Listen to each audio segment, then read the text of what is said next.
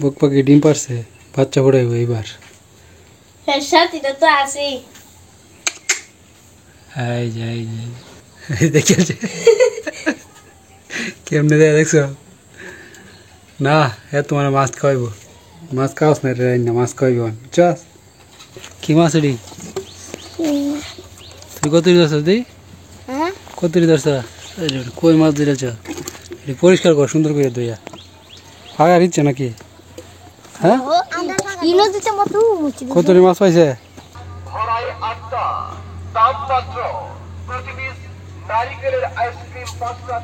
তো অবশেষে আর কোনো পথ না পেয়ে এই যে কাকা বাতিজা কাঁধে করে ধান নিয়ে যাইতেছি মিলে, কারণ এছাড়া আর কোনো উপায় নাই। Hello everyone, welcome back to my new blog. তো ওই যে ওইখানে টাইগার সম্ভবত ধান কাটতেছে ওইখানে, তো চলুন যাই গিয়ে দেখি। দর্শক বন্ধুরা, এই যে টাইগারের ধান ক্ষেত কাটতেলছে। টাইগার কাটতেলছ ক্ষেত, ধান পাকিয়ে গেছে। ধান তো মোটামুটি ভালো হয়েছে, খারাপ না।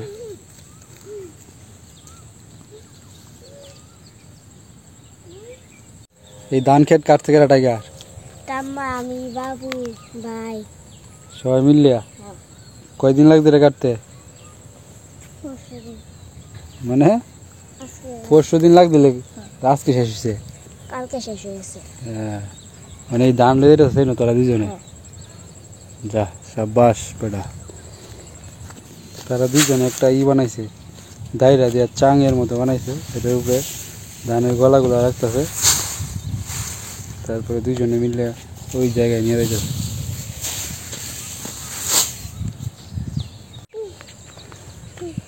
ধান কি এনুই বাগান হইব? হ্যাঁ, পরে এনু সিদ্ধ করা হইব।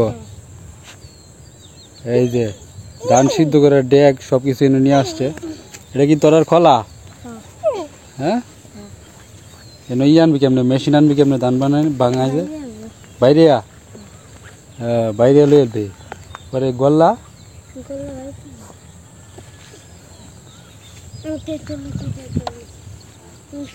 এই যে এটা কার ক্ষেত?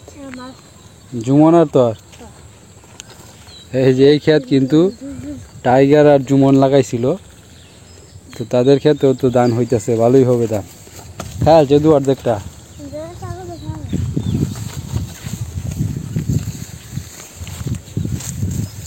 তুই কি ছাগল হয়ে গেছ?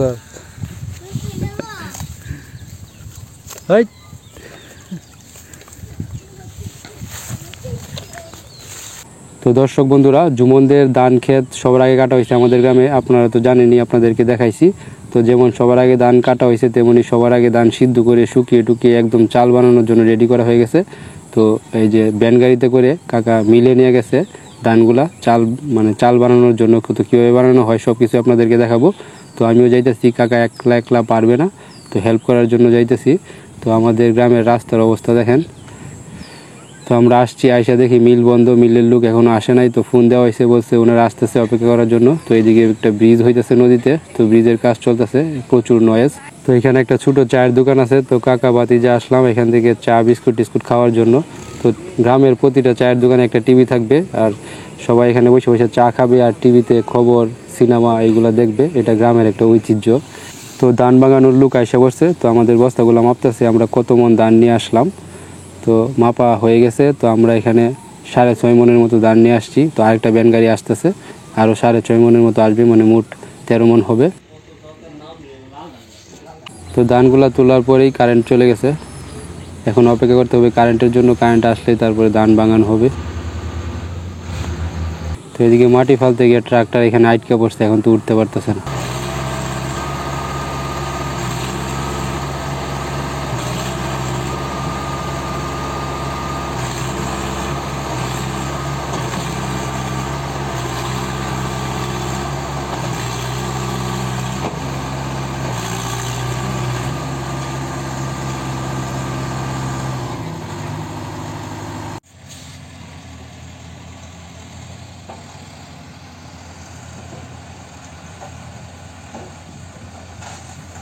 তো কিছু সময় অপেক্ষা করার পর কারেন্ট চলে আসছে, এখন ফাইনালি ধান বাগানো হবে, ধান থেকে চাল হবে আর কি। তো তো এই যে দেখেন এদিকে ধান দেওয়া হয়েছে, এখন এদিকে চাল হয়ে বের হইতেছে। তো আপনারা যারা শহরে বসে বসে শুধু ভাত খান, মানে চাল থেকে সহজে ভাত রান্না করে খেয়ে ফেলেন, তো এই ধান উৎপাদন করতে যে কৃষকের কত পরিশ্রম, কত কষ্ট, যারা উৎপাদন করে শুধু তারাই জানে, যারা গ্রামে থাকে তারা জানে। তো আপনারা আমার ভিডিও থেকে আশা করি বুঝতে পারছেন কৃষকের যে কষ্টটা কতটুক, মানে শুরু থেকে শেষ পর্যন্ত মোটামুটি আপনাদেরকে দেখানোর চেষ্টা করি। যারা আমার ব্লগ দেখেন তো আশা করতেছি বুঝতে পারছেন কতটুকু কষ্ট। প্রথমে এই যে ধানের চারা লাগানো হয়, মানে ধান ফালানো হয়, চারা হয় ধানের, যেটাকে আমরা জ্বালা বলি। তারপরে এই জ্বালা ভেঙে এই যে ধানের জমি প্রস্তুতি করা হয়, তারপরে ধান লাগানো হয়। তারপরে এই ধানের যত্ন নিতে হয়, পানি দিতে হয় সময় মতো, সার দিতে হয়, ক্ষেত বাছতে হয়, মানে অনেক যত্ন করতে হয়।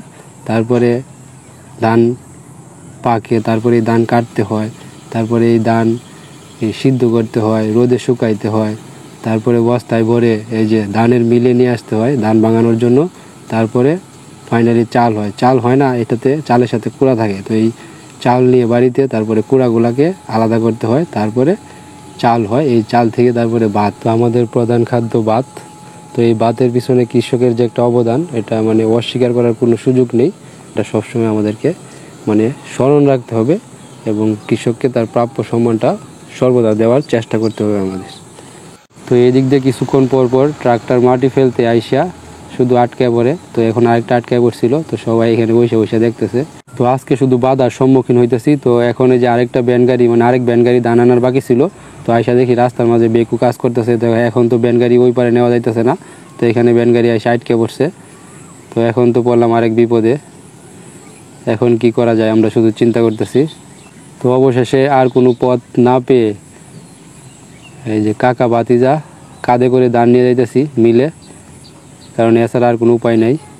তো অবশেষে এখানে মানে ওই সাইড থেকে আরেকটা ব্যান গাড়ি আসছিলো, আইসে ওইখানে আটকে বসছে। তো আমাদের এইখানে যে আর 2টা বস্তা বাকি আছে, তো এই 2টা বস্তা এখন না 3টা বস্তা একটা সামনে নেওয়া হয়েছে। তো এই 3টা বস্তা সামনে যে ব্যান গাড়িটা আটকে বসছে এখানে আইসা, তো ওই ব্যান গাড়িতে নিয়ে রাখতেছি। তারপরে এই যে এই ব্যান গাড়ি এই ধানগুলো আবার মিলে নিয়ে দিয়ে আসবে। যাই হোক একটা সুযোগ হইলো। তো সবগুলো ধান মিলে নিয়ে আসা হয়েছে, তো এখন এইগুলো ভাঙানো হয়ে যাবে। তো ফাইনালি আমাদের ধান ভাঙানো শেষ হয়েছে। তো অনেক কষ্ট হয়েছে এই ধানগুলো ভাঙাইতে। যাই হোক অবশেষে সম্পূর্ণ হলো। এখন আমরা অপেক্ষা করতেছি ব্যান গাড়ির জন্য। ব্যান গাড়ি আসলে এগুলো নিয়ে একদম বাড়িতে চলে যাব, কিন্তু ব্যান গাড়ি আসতে পারতেছে না। ওই রাস্তায় বেকু আছে, বেকুর কারণে ব্যান গাড়ি এদিক দিয়ে আসতে পারবে না।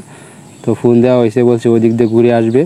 তো দেখা যাক কি হয়। তো এই সুযোগে আমরা আরও কয়েক কাপ চা খেয়ে নিলাম কাকা ভাতিজায়। তো এখন অপেক্ষা করতে করতে বিরক্ত লাগতেছে, মানে সকালে একদম খুব সকালে চলে আসছিলাম না খেয়ে, খুব খিদা পাইছে। তো কাকা ভাতিজা তো আমরা মানে খুবই বিরক্ত হইতেছি, এই ব্যান গাড়ি আসবে আসবে বলে এখনও আসতেছে না। তবে এই জায়গাটা বসে থাকতে ভালোই লাগতেছে, কারণ এই জায়গাটার উপরে দেখতে পাচ্ছেন যে আপনার একটা বড় কাঁঠাল গাছ আছে। তো এই কাঁঠাল গাছের ছায়া এই জায়গাটা খুব ঠান্ডা, আর আশেপাশে তো প্রচণ্ড রোদ আপনারা দেখতেই পাচ্ছেন। তো গরমে একদম ফাটাই ফেলতেছে, কিন্তু এই জায়গাটায় বসে থাকতে ভালো লাগতেছে, ঠান্ডা লাগতেছে। তো কয়েকটা ঘোড়ার গাড়ি পাইছিলাম, তাদেরকে জিজ্ঞেস করছিলাম আমাদের এই চালগুলা কি বাড়িতে নিয়ে দিয়ে আসতে পারবে কিনা। তো তারা বললো যে তারা মানে যেই ট্রিপটা নিছে, মানে যাদের এই যে ধান নিয়ে যাইতেছে, তো অনেক দূরে যাইতে হইব। তো ওইখান থেকে আস্তে আস্তে অনেক লেট হয়ে যাইব, যার কারণে তারা যাইতে পারবে না। তো আমাদের অপেক্ষা করা ছাড়া এখন আর কিছু করার নাই। তো দেখা যাক, ওদেরকে ফোন দিছি, ওরা বলছে খুব দ্রুত আসতেছে। তো দেখা যাক কি হয়।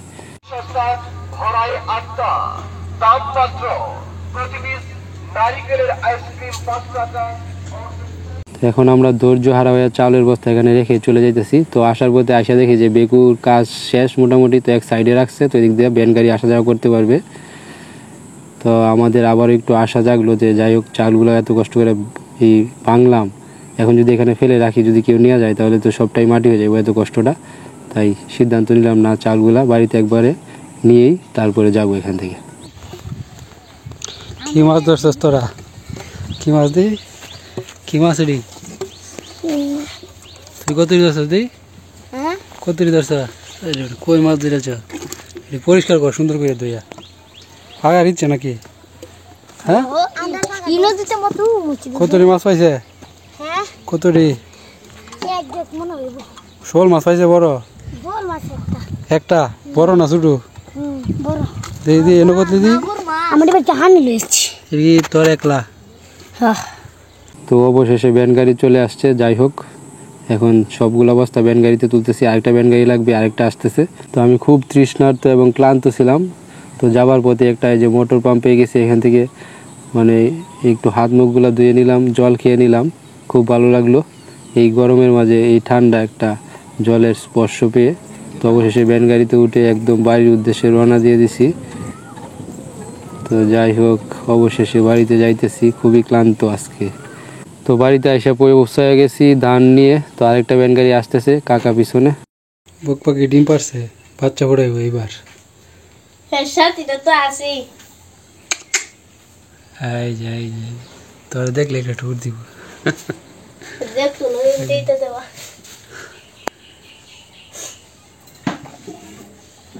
এই যে দেখ কেডা আইছে, সুমি আইছে, সুমি। ওরফে শিমু। কইতাছে সামনে আয়, এই যে কইতাছে। এই দেখি আছে কেমনে দেয় দেখছো না? তোমার মাছ খাওয়াইব, মাছ খাওয়াস না রে না, মাছ খাওয়াইব বুঝছস? বুঝছো কি ভাই চাইছি?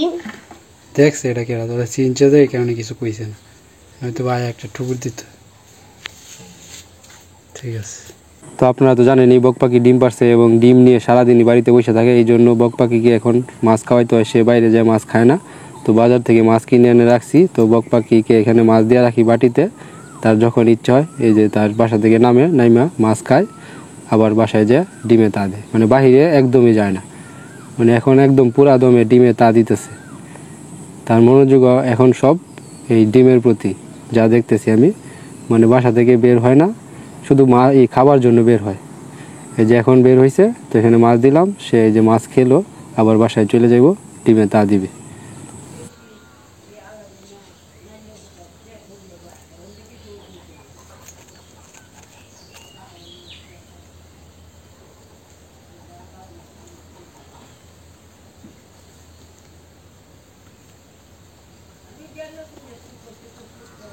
তো মাছ খেয়ে এই যে আবার তার বাসায় চলে আসছে, এখন সে ডিমে তা দিতেছে, সে খুব মনোযোগ দিয়ে ডিমে তা দিতেছে, জানি না কি হবে। তো আশা জাগতেছে মনে, একটু দেখা যাক কি হয়, বাচ্চা কি ফুটে কিনা। এই যে মরিচ যে তুলে আনা হয়েছিল, তো মরিচগুলো শুকানো হইতেছে, তো মোটামুটি ভালোই মরিচ হয়েছে। সব মিলে মনে হয় কয় কেজি হইব? 100 গাছ লাগাইছিলাম আর কি। 100 গাছে শুকায়া 7-8 কেজি হয়ে গেছে। বালাই মোটামুটি খারাপ না, ভালো। কয়টা কেজি শুকনো মরিচ? শুকনা মরিচ এখন দাম কম, 250 টাকা। আর 100 গাছ লাগাইছে, কয়টা করেছেন? 100 গাছে 1000 টাকা করে হয়েছে। তো লাভই হয়েছে। হ্যাঁ, লাভ হয়েছে অনেক। আরো তো মরিচ হইবই, আরো আছে, আরো এখন নতুন করে আবার ফুল টুল ছাড়তেছে, আবারও কাঁচা টাচা খাওয়ান দেবো, অনেকদিন চলবো আর কি। কাঁচা মরিচ তো হ্যাঁ, আষাঢ় মাস পর্যন্ত চলবো যেটি আছে গাছ। হ্যাঁ, তাই অনেক ভালো, এটা অনেকটাই সাপোর্ট হইব, মরিচটা কেনা লাগবে না। তো দর্শক বন্ধুরা, আপনারা তো দেখছেনই ধুমছে আমরা কাঁচামরিচ যখনই দরকার পড়ে তুলে নিয়ে আসতাম ইচ্ছা মতো। তো এটাই, নিজে কিছু করলে এটা ইচ্ছা মতো খাওয়া যায়। নিজে কিছু আসলে অবসর সময়ে কিছু করলে এটা অনেকটাই সাপোর্ট দেয় এবং খাওয়া যায় প্রচুর। কাঁচামরিচ তো প্রায় 3 মাস ধরে কিনি না, 3 মাস ধরে কাঁচামরিচ আর কেনা হয় না আর কি। খেতে দিয়ে খাওয়া হইতেছে, আরও 2 মাস চলবো, প্রায় 4-5 মাস কাঁচামরিচ আর লাগে না। লাগাই মাঝে মাঝে 1000 টাকা কেজি রে। হ্যাঁ, মাঝে মাঝে হইলে তো ভালো আছে। এটা আমার বর্ষাকালে ভাই, যে সময় কাঁচামরিচের একটা অভাব, তখন স্নান করলা নাকি? কাজ শেষ? কাজ শেষ না, ও পল্টন দেয়া।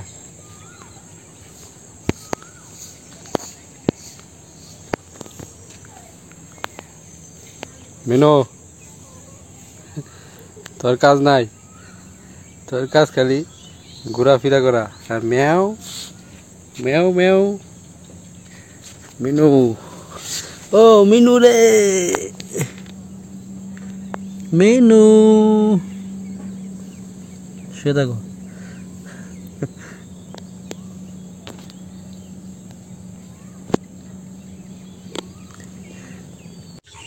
শ্যামু, কণিকা, কি খবর?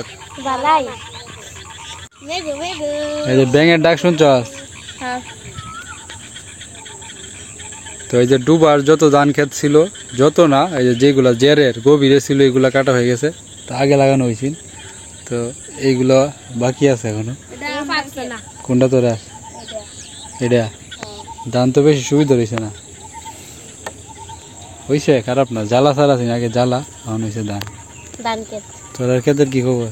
আমরা ধান পাকছে না এখন এরকম কেলা তো কে তেল লাগাইছে না ক্ষেত লাগাইছে সামনে লাগাইছে, ওই যে কোন কই ইন্ডিয়া এই যে এডি আর গরমা কইছে তোর কেত নাই তোর সারা বছর কিনা খাস কিনা একটা কেত কিনা কালে একটা কেত আছে একটা সম্বল আছে টিকাটা হনে লাগিয়া বুঝছাস ব্যাং যে ম্যাগো ম্যাগো করতেছে, ব্যাং খাইবি নাকি? হ্যাঁ হ্যাঁ সেই লাগে কালে খাইছস কোনোদিন মুরগের মতো ব্যাং খাইছস তোরা? তেইলে হ্যাঁ হ্যাঁ, কই কি রে একবার খাইলে খাইছস সত্যি সত্যি? দুইবার খাইছি না চারবার খাইছি নৌকাটারে ভালো করে ডুবাইতে হবে, বুঝছস? যাদের ব্যাংকতে ব্যাংতে তাইলে মাথায় নৌকার মধ্যে কি ব্যাংকতে ডাল বন টন দিয়া ডুবাইলে তে মনে কর একবার নৌকা তুললেই এক পিকনিকের মাছ হয়ে যাবে। আর এই যে আমার এই ছোট্ট পুকুর যেটা মাছ ছাড়ছি, এটা তো প্রতিযোগিতা দিয়াম মাছ ধরার। এটা তো ভালো না তুলন, আমি যাইতাম না। প্রস্তুতি লো আগে। হ্যাঁ ঠিক কইছো, হেইটা রে আমারে শেষ হইছে। হ্যাঁ যাইতো না নাকি? যাইতি না? প্রস্তুতি লো, সে মতো পারতি না। সে মতো যে ভাই জি লাগা জুমন ফার্স্ট যে ভাই কি করস এই ব্যাক করলে একটা টু ফালতে ফালতে এদিক দিয়া সাইডটা মাছ ধরে লাহেরা জিদি কেমন করতে তাই আটটি ওরে কাঁপতে তাই লাগা নিয়ে যায় না। পুরস্কার রাখবাম অবশ্য, যে আমি তো জিরা আমি তো যেদিন গা প্রতিযোগিতা দিয়েছেন জি ধরে 6-7 দিন বড় আমি যে ভাত খাইছি, আমি তাহলে দেখতাম না। মাছ ধরবে যে কোনো টুপ দিয়া, যে কোনো টুপ অন্য কোনো মা ধরে না কিনু কিনো। ও আমি কইছি অন্য কোনো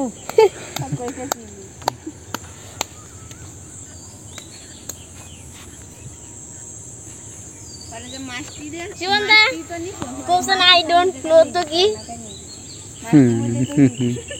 ও মা গো মাছ কা লাগাইছে মাছ তো দর্শক বন্ধুরা, শ্যামু কি জিজ্ঞাসা করতেছে এটা আপনারা বলে দেন, আমি বললাম না। কই না আই ডোন্ট নো তো কি আই ডোন্ট নো। হ্যাঁ এটা উত্তর দিলে তুই কি কইবি? হ্যাঁ কি কইব? তুমি জানো না কেরে, তুমি ভালো কইছো তুমি জানো না কেরে, এটাই কইব এটাই কইব। যে মনে কর এই মানে এটার মানে জানেও না, কেউ যদি আঁচ দেয় এটাই সঠিক হয়ে যাবে, বুঝছস? হ্যাঁ হ্যাঁ হ্যাঁ হ্যাঁ হ্যাঁ আমি জানি না।